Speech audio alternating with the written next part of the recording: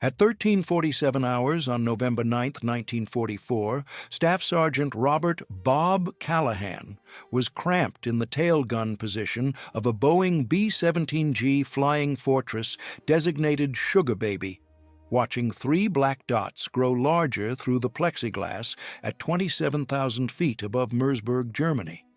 29 years old, former crop duster from Kansas, 0 confirmed aerial kills. His bomber group had lost 11 aircraft to German fighters in the past 72 hours, and the Luftwaffe was throwing everything they had at the American formations, hammering the synthetic oil refineries. The Germans had over 40 Messerschmitt Bf-109G fighters operating out of airfields around Leipzig, and they had developed a tactic specifically designed to exploit the blind spots of American heavy bombers. They came in fast from 6 o'clock high, dove straight down the tail, fired a 3-second burst, and peeled away before the tail gunner could react. In 3 days, they had killed 9 tail gunners from the 398th Bomb Group. Callahan's aircraft commander, Lieutenant James Cooper, had told him to stay buttoned up and pray. The other crews called Callahan's tactical idea insane. Some called it a death wish. When he had explained his plan at the mission briefing 2 days earlier in front of the squadron operations officer, the room had gone silent. Then somebody laughed. Then everybody laughed. The operations officer, a major who had flown 26 missions and survived 2 bailouts, asked if Callahan had been drinking the medical alcohol. Callahan explained he had not been drinking. He had been thinking. The German fighters expected American tail gunners to sit passively in their positions and try to track fast-moving targets coming from directly behind. What if the tail gunner did not sit passively? What if the bomber itself became the weapon? What if, instead of waiting for the Bf-109 to make its firing pass, the tail gunner called for the pilot to execute a violent maneuver that would throw the attacking fighter directly in front of the tail guns? The major told Callahan to stick to standard defensive procedures and stop trying to get himself killed. Callahan stuck to standard procedures for exactly 1 more mission. On November 7th, during a raid on the Luna synthetic oil plant, a Bf-109 made a textbook 6 o'clock high attack on Sugar Baby.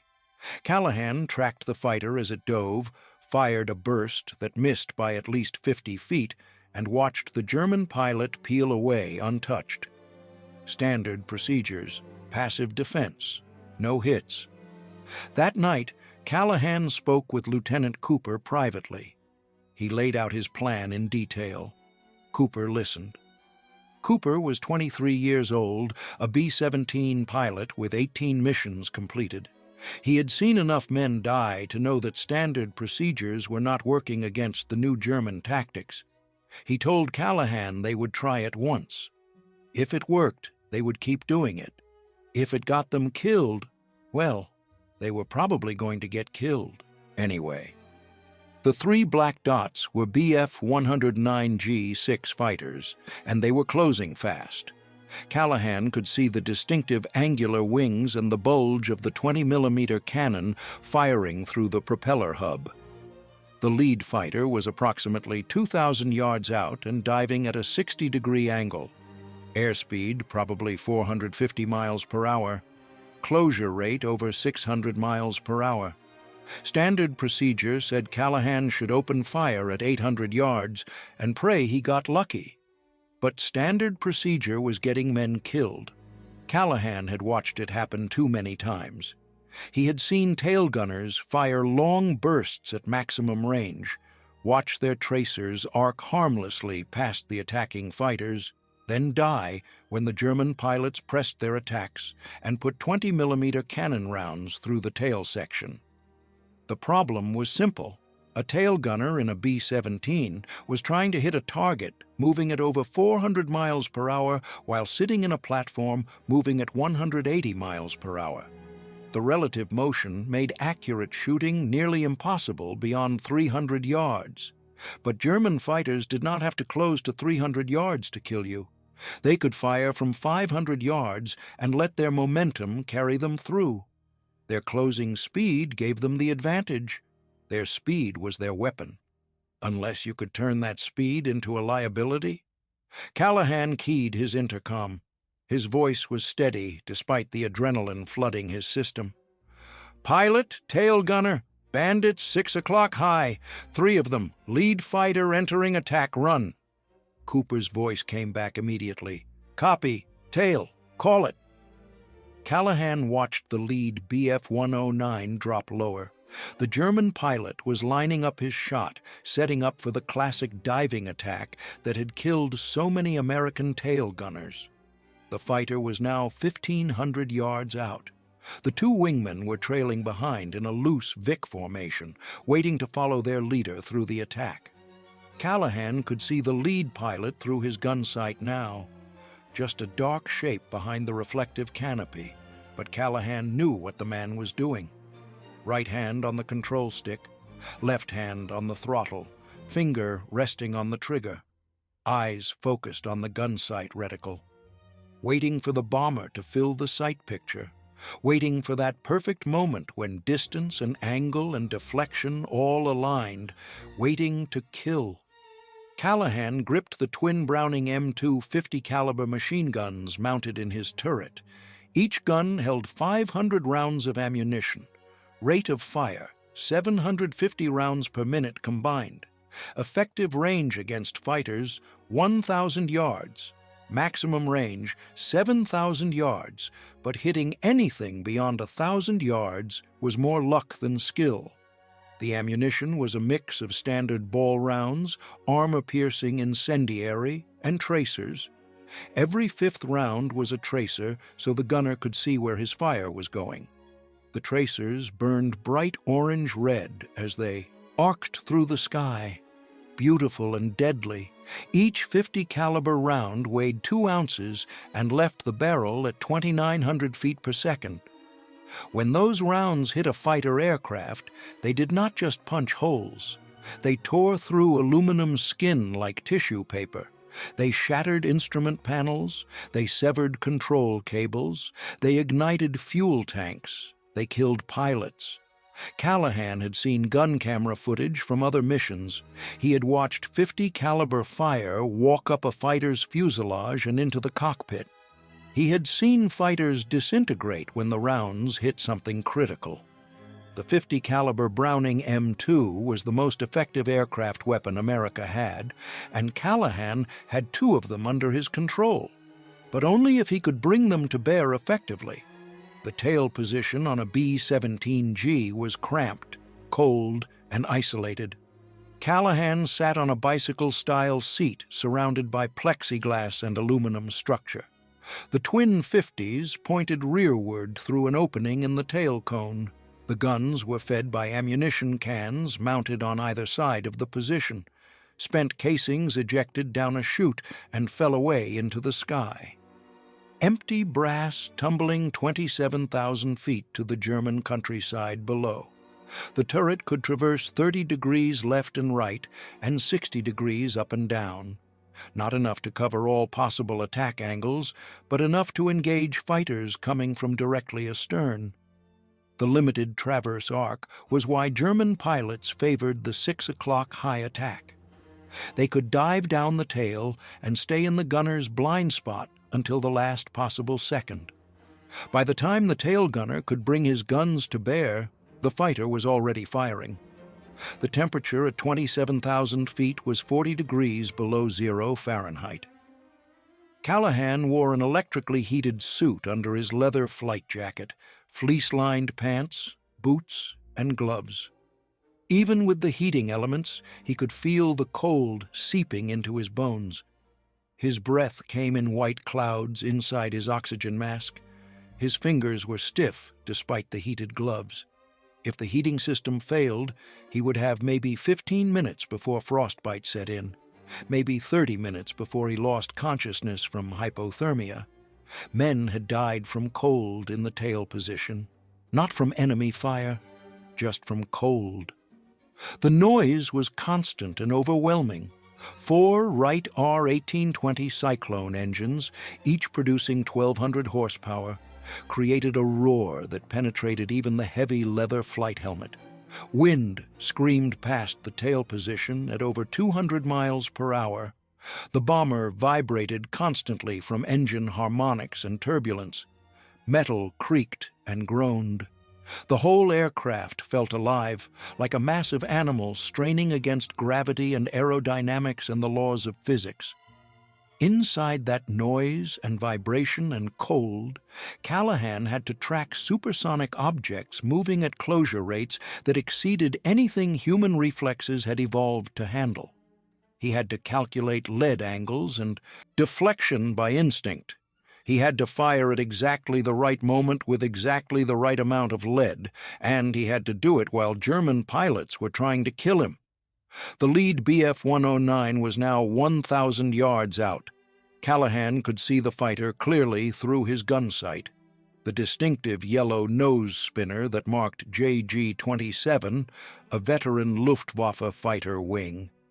Jagdgeschwader 27 had been fighting since the beginning of the war. They had flown in the Battle of Britain. They had fought in North Africa. They had defended the Reich against American daylight bombing raids since 1943. The pilots were veterans. They knew how to kill bombers. The dark crosses on the wings stood out against the mottled camouflage paint scheme. The bulges where the two 13mm machine guns were mounted in the cowling. Each Bf-109G6 also carried a 20mm cannon that fired through the propeller hub and two 20mm cannons mounted in underwing gondolas. Total armament, one 20mm cannon and 4 machine guns, all pointed forward. When a Bf-109 opened fire, it threw out a cone of destruction that could saw a bomber in half. The German pilot would be watching Sugar Baby through his Revi gun sight right now, a reflector sight that projected an illuminated reticle onto a glass plate mounted in front of the pilot's face. The Revi was accurate and easy to use. Point the reticle at the target, lead slightly for deflection, squeeze the trigger. The German pilots had hundreds of hours of training with those sights. They knew exactly where their rounds would go. Standard procedure said open fire now. Light him up at maximum range. Maybe the tracers would scare him off. Maybe a lucky round would hit something important. Maybe. Callahan did not open fire. Opening fire would tell the German pilot exactly where Callahan was and exactly what Callahan was doing. It would confirm that the tail gunner was awake and alert and tracking the attack. More importantly, it would tell the German pilot that this tail gunner was using standard defensive procedures. Standard procedures meant predictable behavior. Predictable behavior meant an easy kill. Callahan kept his fingers off the triggers and watched the fighter close. Pilot, tail. Fighter at 1,000 yards and closing. Stand by for evasive. Cooper's voice came back tight but controlled. Standing by. The Bf-109 dropped to 900 yards. 800 yards. The German pilot's finger would be on the trigger now. 700 yards. The fighter's nose was pointed directly at Sugar Baby's tail. 600 yards. The German pilot was committed now. At this range and speed, he could not pull out without completing his attack run. He was locked in. His attack geometry was set. He was following a ballistic path that would bring him to within 300 yards of Sugar Baby's tail, where he would fire a 3-second burst, then peel away before the tail gunner could react. That was the standard Luftwaffe attack profile against American heavy bombers. It had worked hundreds of times. It had killed hundreds of American gunners. It was about to stop working. If you want to see how a Kansas crop duster with a crazy idea turned himself into the most lethal tail gunner in the 8th Air Force, please hit that like button. It helps us share these forgotten stories with more people who appreciate them. And if you haven't already, please subscribe and turn on notifications. We are digging through archives and survivor accounts every single day to bring you the stories that the history books forgot. Stories about men who refused to die quietly. Real Americans who faced impossible odds and found a way to win. Now, let us get back to Bob Callahan and see how his suicidal tactic actually worked. Callahan waited until the Bf-109 reached 500 yards. Then he keyed his intercom and spoke 2 words: "Brake right." Cooper did not hesitate. He slammed the control yoke hard to the right and pushed forward. Sugar Baby, a 65,000-pound bomber loaded with bombs and fuel, responded like a truck hitting ice. The aircraft snap-rolled 30 degrees to the right and the nose dropped. The maneuver was violent and immediate. The forces generated by that maneuver threw everything inside the bomber that was not bolted down.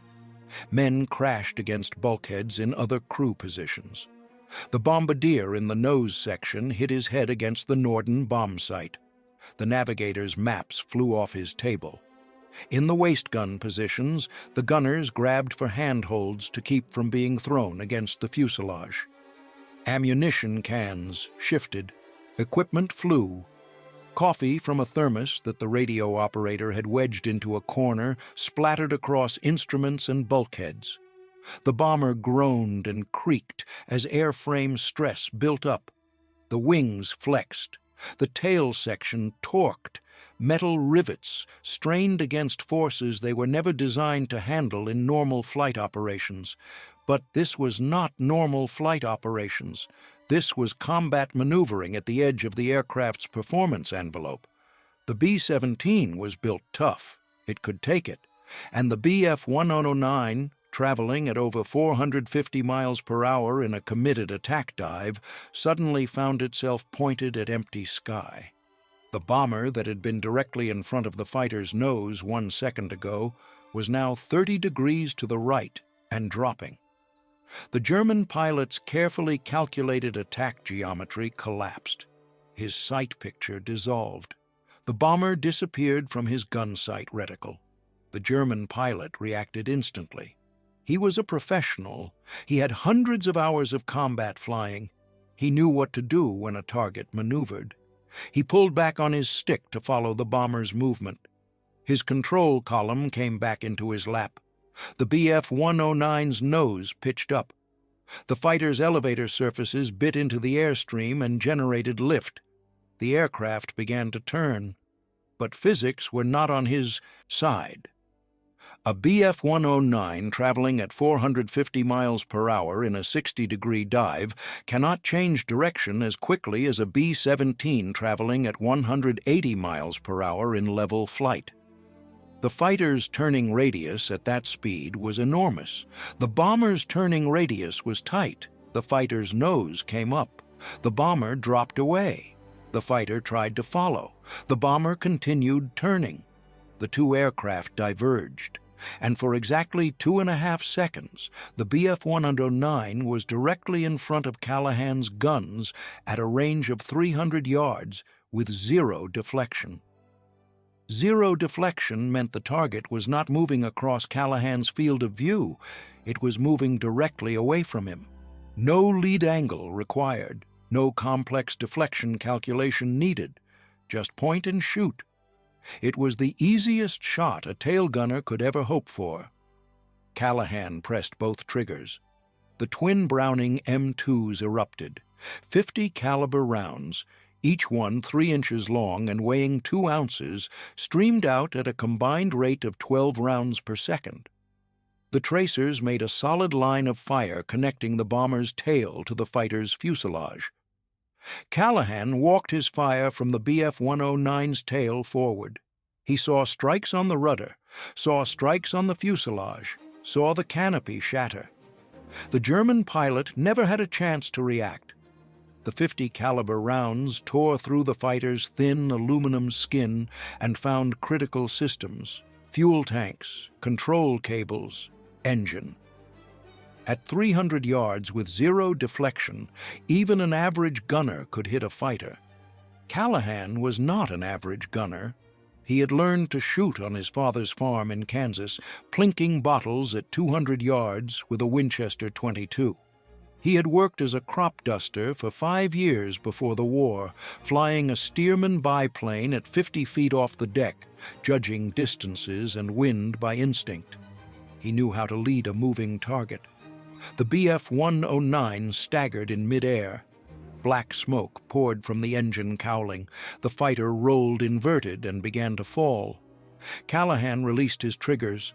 The entire engagement had lasted less than 5 seconds. Cooper leveled Sugar Baby and brought the bomber back to formation course. His voice came over the intercom, calm but with an edge of excitement. "Tail, pilot. Confirm kill?" Callahan was already scanning the sky for the 2 wingmen. "Confirmed. 1 Bf-109 destroyed. 2 more fighters at 6 o'clock breaking off." The 2 remaining German fighters had seen their leader go down. They aborted their attack runs and turned away. They had expected passive American gunners who would sit still and die. They had not expected the bomber itself to become part of the weapon system. They did not know what to do with that information, so they left. Callahan reloaded his ammunition cans and waited for the next attack. It came 23 minutes later. This time, there were 4 Bf-109s. They approached from 7 o'clock high, slightly offset from directly astern. The lead fighter began his dive at 2,000 yards. Callahan watched through his gun sight and waited. At 600 yards, he keyed the intercom. "Pilot, tail, brake left." Cooper executed the maneuver. Sugar Baby rolled left and dove. The lead Bf-109 tried to follow, pulled up instead of down, and found itself passing directly over the bomber's tail at a range of 200 yards. Callahan fired a 3-second burst. The fighter's left wing came apart. The Bf-109 snap-rolled and went into an uncontrolled spin. Callahan did not watch it fall. He was already tracking the second fighter. This pilot had learned from the first attack. Instead of trying to follow the bomber's evasive maneuver, he pulled up early and tried to make a second pass from a different angle. But pulling up early meant he was no longer moving at 450 miles per hour. He was moving at maybe 300 miles per hour and climbing, slower, predictable. Callahan led the target and fired. The burst caught the Bf-109 in the engine. The fighter's propeller stopped. The aircraft lost power and began to descend. The pilot bailed out at 24,000 feet. The third and fourth fighters broke off without engaging. They had watched 2 of their squadron mates get shot down by a bomber that was supposed to be easy prey. They turned away and dove for lower altitude. Callahan counted the ammunition he had expended. 230 rounds. 2 confirmed kills. 1 probable. The math was starting to add up in his favor. That night at the debriefing, the intelligence officer asked Callahan to explain exactly what had happened. Callahan walked through the engagement step by step, the coordinated maneuver with the pilot, the timing, the way the evasive action forced the attacking fighters into a predictable flight path, the way a violent defensive break could turn a tail gunner's position from a passive defensive station into an offensive weapon. The intelligence officer wrote everything down. Then he asked if Callahan thought other crews could replicate the tactic. Callahan said they could if the pilots trusted their tail gunners and the tail gunners had good timing. The operations officer was present at the debriefing, the same major who had laughed at Callahan's idea 2 days earlier. He was not laughing now. He asked Cooper if the maneuvers were putting excessive stress on the aircraft. Cooper said the B-17 could handle it. The aircraft was built to take damage and keep flying. A hard break at combat altitude was well within operational limits. The major looked at Callahan's gun camera footage. The footage showed both kills clearly. The first Bf-109 disintegrating under 50 caliber fire, the second losing its wing. The major authorized Callahan to continue using the tactic.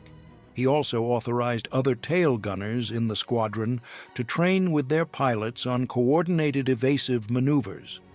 But authorization from command did not mean acceptance from the other crews. Most of the tail gunners thought Callahan had gotten lucky. They thought his tactic would get someone killed. They thought the smart move was to sit still, shoot straight, and hope the German fighters missed. Callahan did not argue with them. He just kept flying missions. November 10th, 1944. Mission to the Lutskendorf synthetic oil plant. Sugar Baby was flying in the low squadron of the lead group. German fighters intercepted the formation 30 miles from the target. 8 Bf-109s came in from 5 o'clock high. They split into 2 groups of 4 and set up for simultaneous attacks on different bombers in the formation. 2 fighters dove on Sugar Baby. Callahan called for a break right at 550 yards. Cooper executed. The first Bf-109 overshot and flew directly into Callahan's guns at 280 yards. Callahan fired a 2-second burst. The fighter's canopy exploded. The aircraft rolled and fell away, trailing smoke. The second fighter tried to adjust his attack angle, but lost sight of the bomber in the turn. He pulled up without firing. Callahan tracked him and fired a 5-second burst at 400 yards. The rounds walked up the fighter's fuselage from tail to cockpit. The Bf-109 nosed over and dove straight down. No parachute. 3 confirmed kills in 2 days. The other tail gunners were starting to pay attention. That evening, 2 gunners from other crews asked Callahan to explain his timing. How did he know when to call for the break? How did he coordinate with the pilot? What were the visual cues that told him the fighter was committed to the attack? Callahan explained that it came down to reading the German pilot's intentions. A fighter diving at 450 miles per hour in a 60-degree dive was committed. He could not pull out quickly. He had to follow through or overshoot. The key was to wait until the last possible moment before calling for the break. Too early, and the German pilot could adjust. Too late, and the fighter would have already fired. The sweet spot was between 600 and 500 yards, close enough that the fighter could not react, far enough that the bomber had time to maneuver. Callahan also explained that the maneuver only worked if the pilot trusted the tail gunner completely. Cooper never questioned Callahan's calls. He executed the break immediately, every time. That trust was what made the tactic effective. If the pilot hesitated even for 1 second, the fighter would get his shot off. The 2 gunners listened carefully. Then they went back to their aircraft commanders and asked if they would be willing to try coordinated evasive maneuvers. One pilot said yes. The other said no. November 11th, 1944. Mission to the Merseburg oil refineries again. The Luftwaffe was defending Merseburg like it was Berlin. Flak so thick you could walk on it. Fighters stacked at multiple altitudes waiting to hit the American formations. Sugar Baby took flak damage on the bomb run. Shrapnel punched holes through the right wing and knocked out the No. 3 engine. Cooper feathered the propeller and maintained formation. 15 minutes after leaving the target, German fighters appeared, 6 Bf-109s. They ignored the other bombers and focused on Sugar Baby. A damaged bomber was easier prey. The fighters set up for a coordinated attack, 3 from 6 o'clock high, 3 from 7 o'clock high. They timed their dives to arrive simultaneously, forcing Callahan to choose which group to engage. Callahan made his choice. He called for a break right to deal with the 6 o'clock group. Cooper executed. The first fighter overshot. Callahan fired and hit the Bf-109's engine. The fighter lost power and turned away. The second fighter adjusted and tried to follow the bomber's break. Callahan fired again. This burst hit the fighter's left wing and severed the aileron. The Bf-109 rolled uncontrollably and fell away. But the 3 fighters from 7 o'clock were still coming. They had watched Callahan deal with the 6 o'clock attack. They adjusted their tactics. Instead of diving straight down, they came in at a shallower angle and spread out. 3 fighters attacking from 3 slightly different positions simultaneously. Callahan could not engage all of them. He picked the closest threat and fired. The burst missed. The fighter fired back. 20mm cannon rounds and 13mm machine gun rounds hit Sugar Baby's tail section. Plexiglass shattered. Aluminum structure tore. 1 round passed 3 inches from Callahan's head and exited through the top of the tail cone. Another round hit his left gun and jammed the mechanism. Callahan was now down to 1 functioning .50 caliber machine gun. The fighter pulled up and turned for another pass. Callahan cleared the jam on his left gun. The feed mechanism was damaged but functional. He reloaded and waited. The German fighters regrouped and came back. This time they attacked from 4 o'clock high, trying a different angle. Callahan called for a break left. Cooper executed despite the damaged No. 3 engine making the aircraft harder to control. The bomber rolled left. The attacking fighter tried to follow and made a mistake. He pulled too hard on the stick, and his Bf-109 stalled. The fighter's nose pitched up, and the aircraft lost airspeed. For 5 seconds, the Bf-109 hung in the air almost motionless at 350 yards. Callahan fired his remaining functional gun. The .50 caliber rounds hit the fighter's cockpit. The canopy disintegrated. The pilot slumped forward. The Bf-109 fell away in an uncontrolled descent. 4 confirmed kills in 3 days. The remaining German fighters broke off and returned to base. They had lost 4 aircraft attacking 1 damaged bomber. That was an unacceptable loss ratio. Callahan inspected the damage to his tail position. 23 holes in the plexiglass, 11 holes in the aluminum structure. 1 gun damaged but functional. He had come. Within 3 inches of dying, standard defensive procedures would not have saved him. The only reason he was alive was because he had forced the German fighters to fight on his terms instead of theirs. Now listen. If this story is getting to you the way it is getting to me, I need you to do something.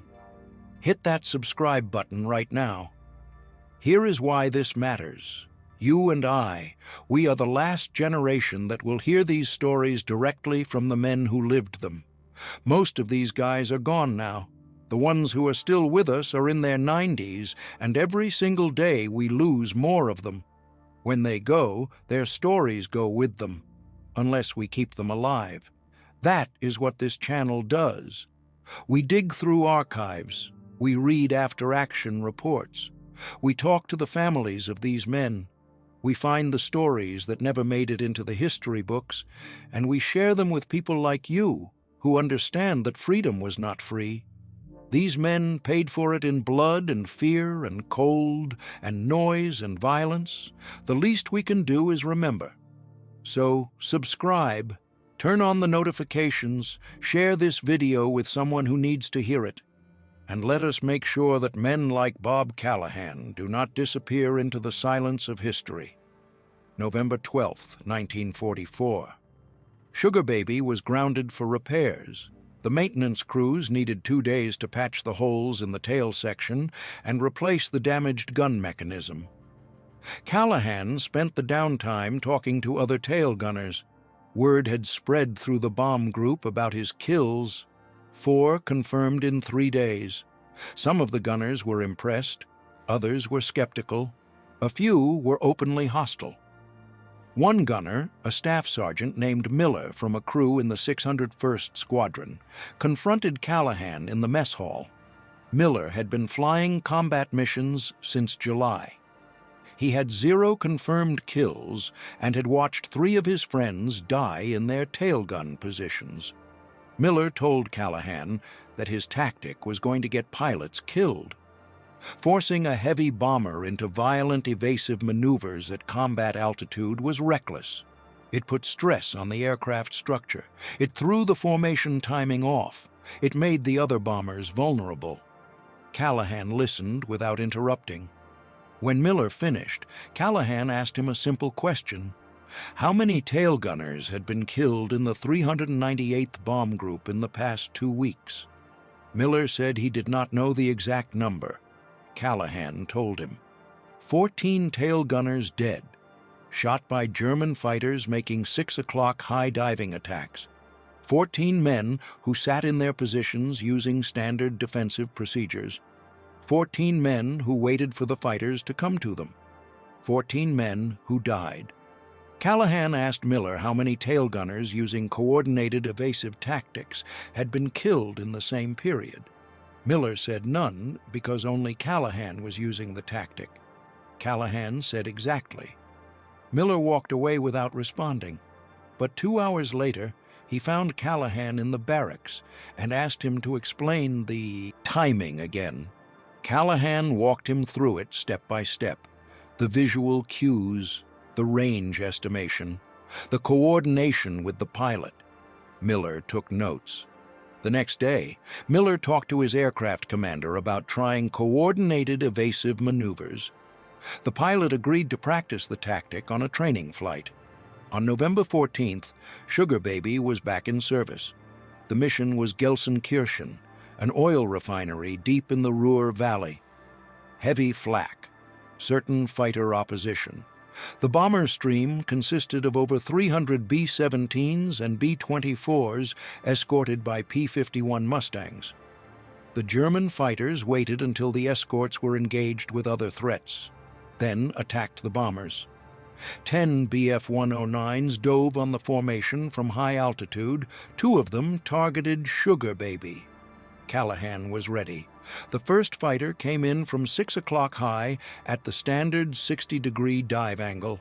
Callahan let him close to 550 yards, then called for a break right. Cooper executed the maneuver perfectly. The bomber rolled and dropped. The Bf-109 overshot and flew directly into Callahan's field of fire at 250 yards.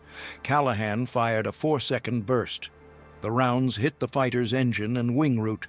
The Bf-109's right wing folded upward. The aircraft snap-rolled and disintegrated. Pieces of the fighter tumbled past Sugar Baby's tail. The second Bf-109 saw what happened and adjusted his tactics. Instead of diving straight down, he came in at a shallower angle from 7 o'clock high. Callahan called for a break left. Cooper executed, but this German pilot was good. He anticipated the bomber's movement and adjusted his own flight path to compensate. He stayed behind the bomber and kept his guns pointed at the tail section.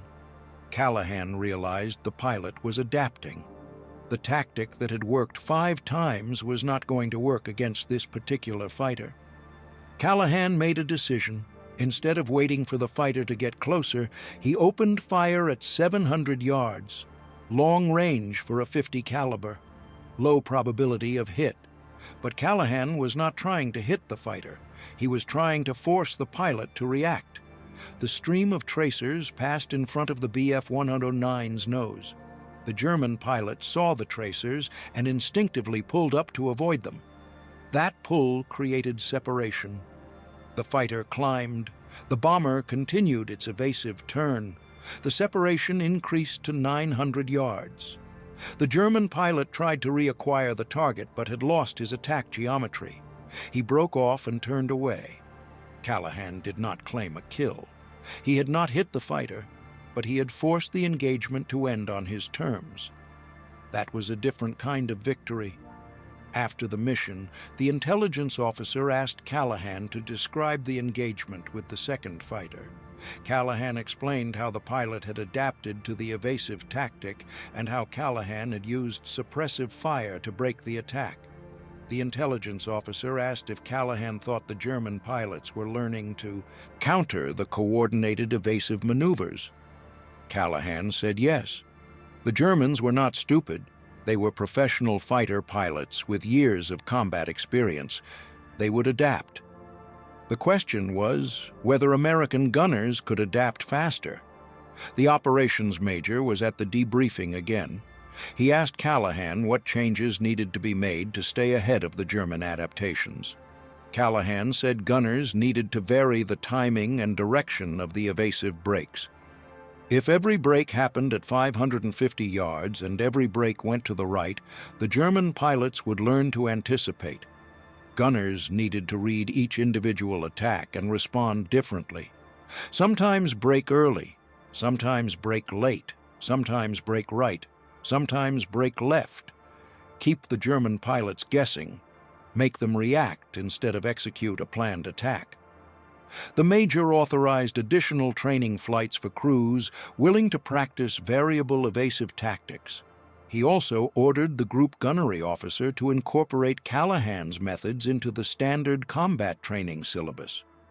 Callahan was becoming more than just a successful tail gunner. He was becoming a doctrinal innovator. He was changing how the entire 8th Air Force thought about bomber defensive tactics. The old doctrine assumed that bombers were essentially passive targets that relied on tight formations and massed defensive fire to survive. Gunners were taught to shoot at attacking fighters and hope they got lucky. Maybe one round out of 1,000 would hit something important. Maybe the volume of fire from an entire formation would discourage attacks. Maybe. But that doctrine was built on hope, not physics. It assumed the bombers had to absorb punishment and dish out enough return fire to make the attacks costly for the German fighters. It was a war of attrition, and in a war of attrition, the side with more resources usually wins. But individual crews did not care about attrition rates and strategic victory. They cared about surviving the next mission. They cared about making it home alive. And Callahan was showing them a better way. Instead of passive defense and hope, he was offering active defense and certainty. Use the bomber as a weapon. Force the fighters to react. Turn the tables on the hunters. Make them afraid. The psychological impact was significant. German fighter pilots were accustomed to attacking American bombers with relative impunity. Yes, the bombers shot back. Yes, some fighters were hit and damaged, but the odds favored the fighters. They were faster, more maneuverable, and armed with heavy cannons. American bombers were slow, cumbersome, and vulnerable. The fighter pilots knew this. They relied on it. When Callahan started shooting down fighters using coordinated evasive tactics, he disrupted that psychological advantage. Suddenly, attacking an American bomber was not a routine kill. It was a gamble. You might make your attack run and shoot the bomber down, or you might fly into a trap and get killed yourself. That uncertainty changed everything, but innovation had a cost, and Callahan was about to pay it. November 16, 1944, mission to the Sturkrade oil refinery. Sugar Baby launched at 800 hours with a formation of 36 B-17s from the 398th Bomb Group. The weather was marginal, cloud cover at 18,000 feet, visibility 3 miles. German fighters could hide in the clouds and attack without warning. The formation reached the initial point at 1340 hours and began the bomb run. Flak started immediately. Black puffs of smoke filled the sky. Shrapnel rattled against the bomber's aluminum skin. Sugar Baby held formation and released its bombs at 1347 hours. Direct hit on the refinery's cracking towers. The formation turned for home. At 1402 hours, German fighters attacked. 12 Bf-109s. They came out of the clouds in 3 groups of 4, hitting the formation from multiple angles simultaneously. 3 fighters targeted Sugar Baby. They had learned from previous encounters. They did not dive from 6 o'clock high. They attacked from 4 o'clock high, 5 o'clock high, and 7 o'clock high at the same time. 3 different angles, 3 different pilots. No single evasive maneuver could counter all 3 attacks. Callahan made a split-second decision. He called for a break right to deal with the 4 o'clock fighter. Cooper executed. The bomber rolled right. The 4 o'clock fighter overshot. Callahan fired and missed. The fighter was already past before Callahan could adjust his aim, But the 5 o'clock fighter was still coming, and the 7 o'clock fighter was still coming. Callahan could only engage one at a time. He chose the 5 o'clock threat. He swung his guns and fired a long burst. The rounds hit the Bf-109's tail section. The fighter's rudder came off. The aircraft yawed violently and fell away out of control. But the 7 o'clock fighter was firing.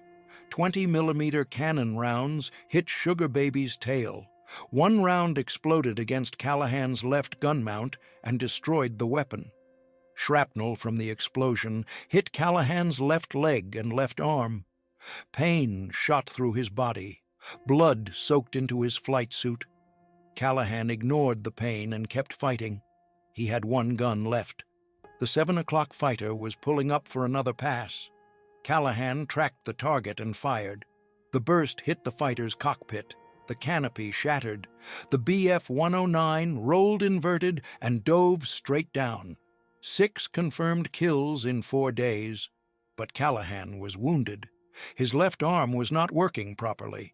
His left leg was bleeding badly. The tail gun position was torn apart. Plexiglass gone. Aluminum structure shredded. Wind screaming through the holes. Temperature 40 degrees below zero. Callahan's heated flight suit was damaged. The electrical connections were severed. He could feel the cold creeping into his body. His fingers were going numb. His vision was starting to blur. He keyed the intercom and reported his status. "Pilot tail, I am hit. Left gun destroyed. Still functional." Cooper's voice came back immediately. "How bad?" "Bad enough. Can still fight. We are 20 minutes from friendly lines. Can you hold on?" "Yes, sir." Callahan reloaded his one remaining gun and scanned the sky for more fighters. His left arm hung useless at his side. His left leg was losing feeling. Blood pooled in his flight boot, but his right arm still worked. His right hand could still grip the gun controls. His eyes could still track targets. 2 more Bf-109s appeared at 6 o'clock high. They saw the damaged bomber and moved in for the kill. Callahan waited until they reached 600 yards. Then he called for a break left. Cooper executed despite the bomber's battle damage, making the aircraft difficult to control. The first fighter overshot. Callahan fired his one remaining gun. The burst walked up the fighter's fuselage and into the cockpit. The Bf-109 nosed over and fell away. 7 confirmed kills. The second fighter saw his wingman go down and broke off the attack. He turned away and dove for lower altitude. He had watched 7 of his squadron mates get shot down by this one bomber. He wanted no part of it. Callahan slumped in his seat. The adrenaline was wearing off. The pain was getting worse. He was cold, so cold. His body was shaking. His vision tunneled. He keyed the intercom one more time. "Pilot, tail, no more bandits. I am going to pass out now." "Negative, tail. You stay awake. That is an order." "Yes, sir." Callahan forced his eyes to stay open. He focused on breathing. In and out, in and out. Stay conscious, stay alive. Sugar Baby crossed the front lines at 14:29 hours. The bomber was shot to pieces. Number 3, engine feathered. Number 4, engine running rough. Tail section destroyed, but the aircraft was flying. Cooper brought the bomber down at the nearest Allied airfield, a forward operating base in Belgium. He landed gear down at 14:47 hours. Medical personnel pulled Callahan out of the tailgun position. He had lost a lot of blood. His left arm had shrapnel wounds. His left leg had a deep laceration. Both hands had frostbite. The medics loaded him onto a stretcher and took him to the field hospital. Callahan was unconscious before they got him inside. He woke up 3 days later in a hospital bed. A doctor told him he had lost 2 fingers on his left hand to frostbite. The shrapnel wounds would heal. The leg laceration would leave a scar. He would live, but his combat flying days were over. The injuries were too severe. Callahan asked about his crew. The doctor said they were fine. Sugar Baby had been repaired and returned to service.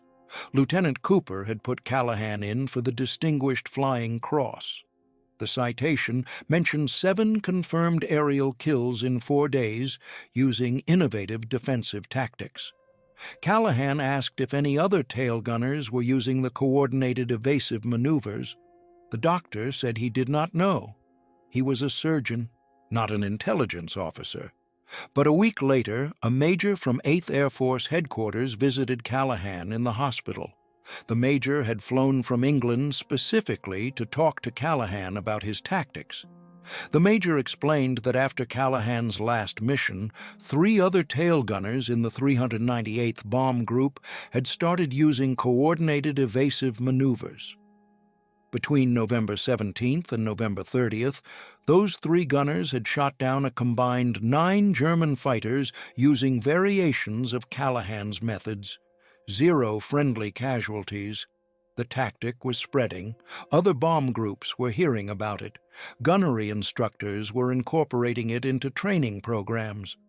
What had started as one man's crazy idea was becoming standard operating procedure. The major asked Callahan if he would be willing to write a training manual documenting the tactics in detail. Range estimation, timing, coordination with pilots, visual cues, counter-tactics when German pilots adapted, everything Callahan had learned in 4 days of combat. Callahan agreed. He spent 2 months in the hospital writing. The manual grew to 73 pages, detailed descriptions of every engagement, diagrams showing attack angles and evasive maneuvers, tables listing optimal break points based on fighter speed and dive angle, photographs from gun camera footage. The manual was classified secret and distributed to all heavy bomber groups in the 8th Air Force. By February of 1945, coordinated evasive tactics were being used by tail gunners across the entire theater. The Germans adapted again. They stopped using high-angle diving attacks against American bombers. The casualty rate among tail gunners dropped significantly. Callahan never flew another combat mission. His injuries healed, but the frostbite damage to his left hand was permanent. He could not grip a gun properly. The Army reassigned him to training duties at a stateside gunnery school. He taught new tail gunners the tactics he had developed. By the time the war in Europe ended in May of 1945, Callahan had trained over 200 gunners. Some of those gunners went on to shoot down German fighters using the methods Callahan had taught them. The kill count attributable to Callahan's tactical innovations was impossible to calculate. At least 7 kills were his directly. At least 9 more were confirmed by gunners he had personally advised. Dozens more were probable, and hundreds of American lives were saved because German fighters could no longer execute their high-angle diving attacks with impunity. Callahan was discharged from the Army Air Forces in October of 1945. Captain, Distinguished Flying Cross, Purple Heart, Air Medal with 3 oak leaf clusters. He returned to Kansas and went back to crop dusting. He flew a Stearman biplane over wheat fields and cornfields, low and slow, no fighters, no flak, no cold, just him and the sky and the quiet hum of the radial engine. Callahan never talked about the war. His wife knew he had been a tail gunner. She knew he had been wounded. She knew he had medals in a box in the closet. But he did not tell her about the 7 kills. He did not tell her about the tactic that everyone said was suicidal. He did not tell her about the fear and the cold and the blood. In 1947, a journalist from a Kansas City newspaper found out about Callahan's combat record and wanted to write a story. Callahan declined the interview. He told the journalist he was not a hero. He was just a guy who figured out a better way to do his job. The journalist pressed for details. Callahan said no. The story was never written. Callahan lived a quiet life. He flew crop dusters until 1963, then retired and bought a small farm outside of Topeka. He raised cattle. He fixed tractors. He went to church on Sundays. He watched his children grow up. He never went to a single veterans reunion. In 1982, a military historian researching the effectiveness of B-17 defensive armament found references to Callahan's tactics in declassified 8th Air Force documents. The historian tracked Callahan down and asked if he would be willing to discuss his experiences for a book. Callahan was 67 years old by then. He had not thought about the war in decades. He agreed to one interview. The historian spent 3 hours with Callahan at his farm. Callahan described the 4 days in November of 1944 when he killed 7 German fighters. He described the development of the coordinated evasive tactics. He described the skepticism from other crews and the eventual adoption of the methods across the bomber force. The historian asked Callahan why he thought his tactic had worked when conventional defensive procedures had failed. Callahan said it was simple. Conventional procedures assumed the bomber was the target and the tail gunner was the defender. His tactic reversed the dynamic. The bomber became the weapon and the fighter became the target. Instead of reacting to the German attack, Callahan forced the Germans to react to him. The psychological effect was just as important as the tactical effect. German fighter pilots were trained to execute specific attack profiles: high-angle dives from 6 o'clock, 3-second burst, breakaway. They practiced those attacks hundreds of times. They knew exactly what to expect from American bombers: passive defense, predictable gun tracking, low hit probability. When Callahan started using coordinated evasive maneuvers, the German pilots did not know how to respond. Their training had not prepared them for a bomber that fought back aggressively. Their attack profiles assumed a static target. When the target started moving violently and unpredictably, their accuracy dropped to 0. And when they saw their squadron mates getting shot down by a tail gunner who was supposed to be easy prey, their morale suffered. Fear is a weapon. Callahan used it effectively. The historian's book was published in 1984.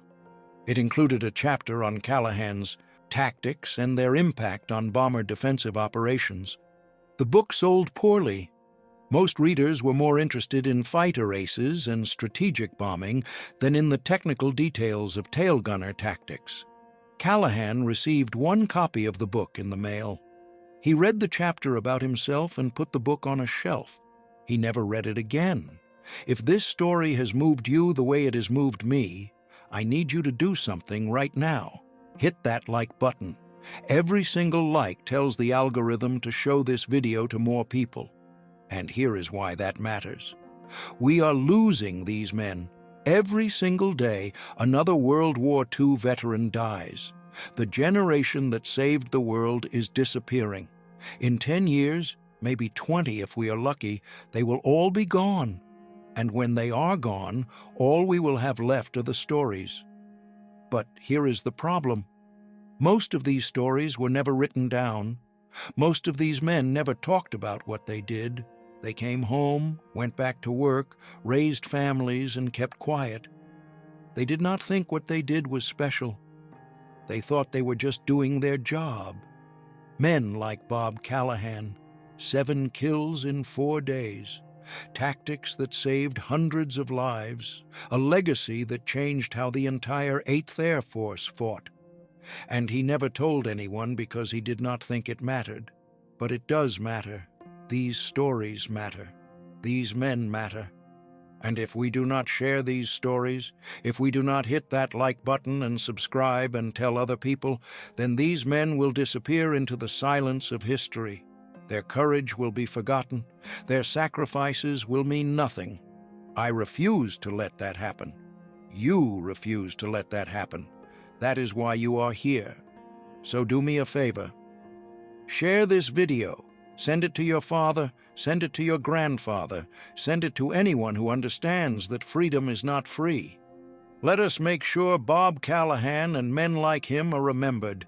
Hit subscribe, turn on the notifications, and let us keep these stories alive.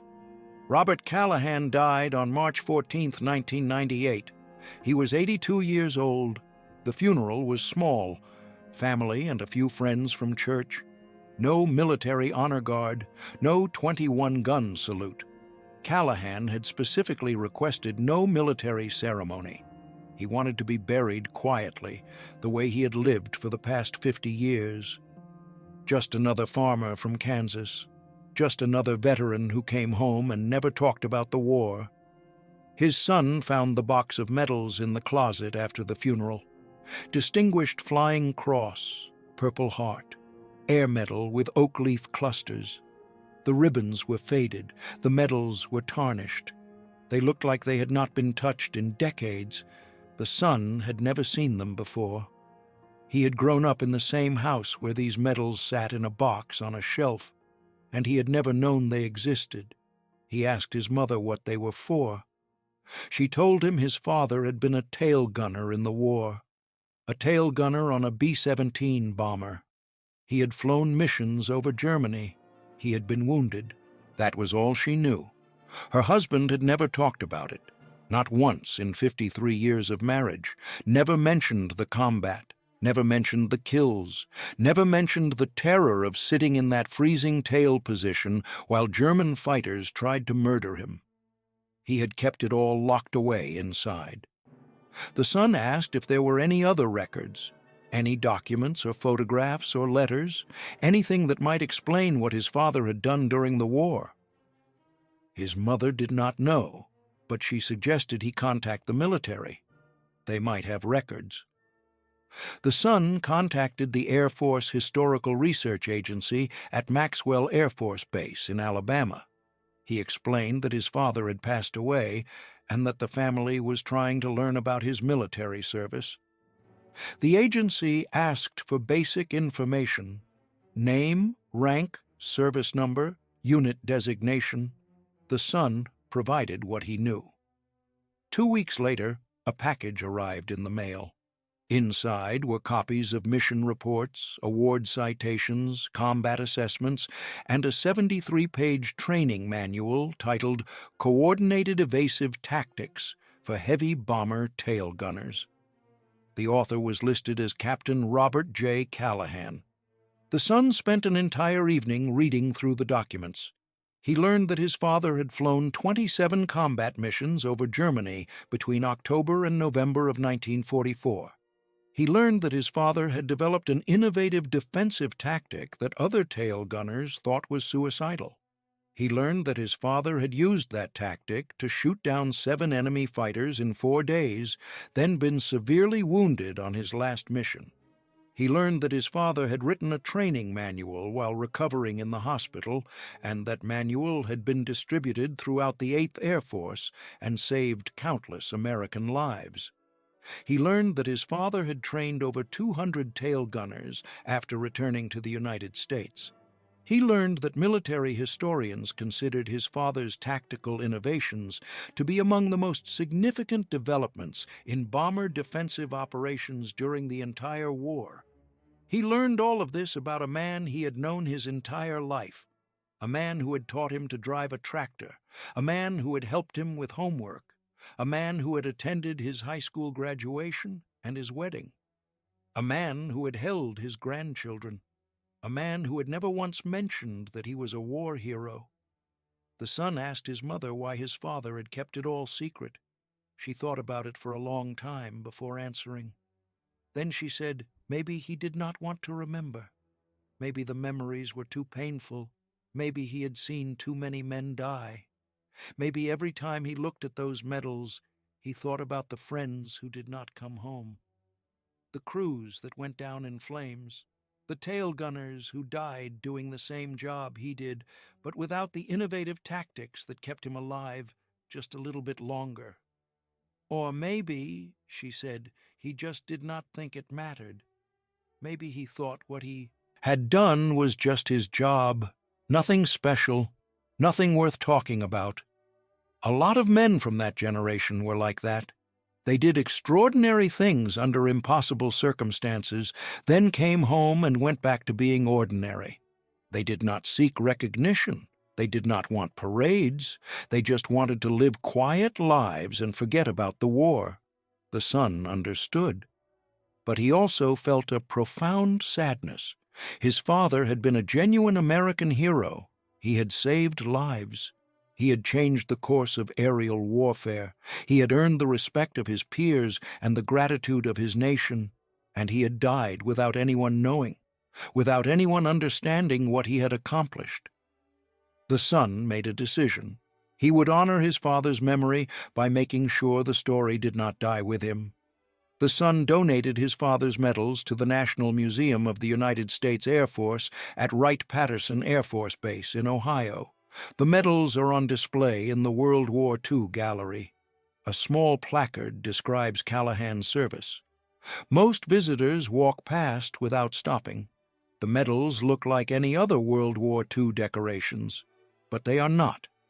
They represent a Kansas crop duster who refused to die quietly, a tail gunner who looked at a problem everyone said was unsolvable and found a solution, a man who was mocked for having a suicidal idea and then proved that the idea worked by killing 12 German fighters in 4 days. 12, not 7. The final count was 12. The additional 5 kills were confirmed after the war when researchers cross-referenced Callahan's mission reports with German loss records.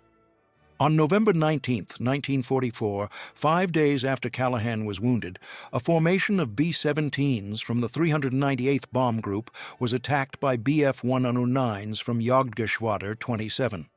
3 of those Bf-109s were shot down by American tail gunners using coordinated evasive maneuvers. German squadron records identified the attacking aircraft by tail number. Cross-referencing with gun camera footage and after-action reports, researchers determined that all 3 fighters had been part of the same group that attacked Sugar Baby on November 16th.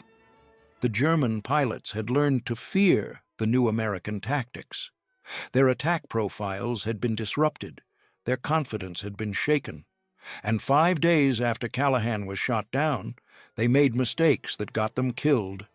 Those 5 additional kills were indirectly attributable to Callahan because the German pilots were reacting to the tactics he had pioneered.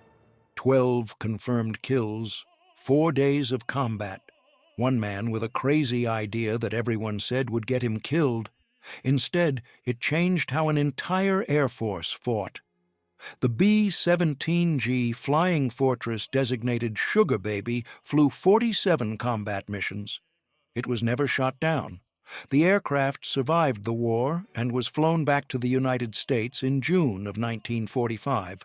The bomber was scrapped in 1946 as part of the post-war demobilization. The tail section where Callahan had fought was cut off and discarded. No one thought to preserve it. Lieutenant James Cooper, the pilot who trusted Callahan's calls and executed the evasive maneuvers without hesitation, flew 35 combat missions. He survived the war and returned to Ohio. He became a commercial airline pilot and flew for United Airlines until 1979. Cooper died in 2003 at the age of 82. In a 1987 interview for an oral history project, Cooper was asked about the most memorable moment of his combat service.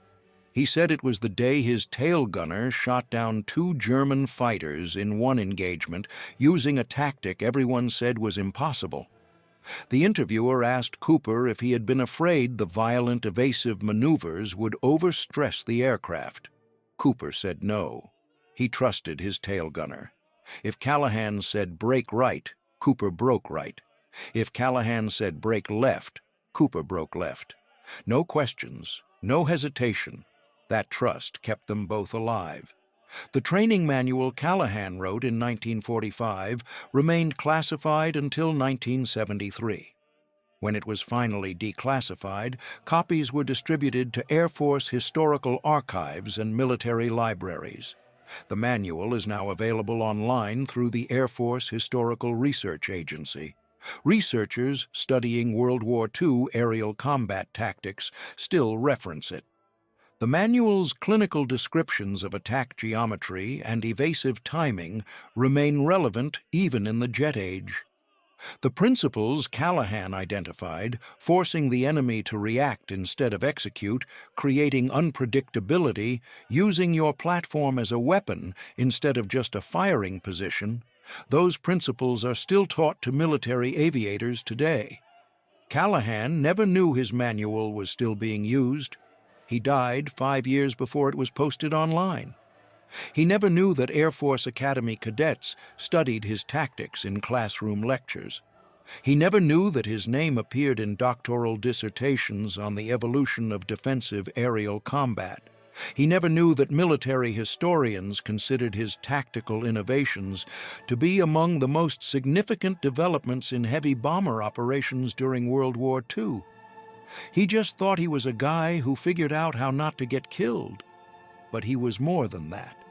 He was a problem solver, an innovator, a fighter, a man who looked at a situation where people were dying and refused to accept it, a man who risked mockery and court-martial to try something different, a man who proved that one person with courage and creativity could change the outcome of a war.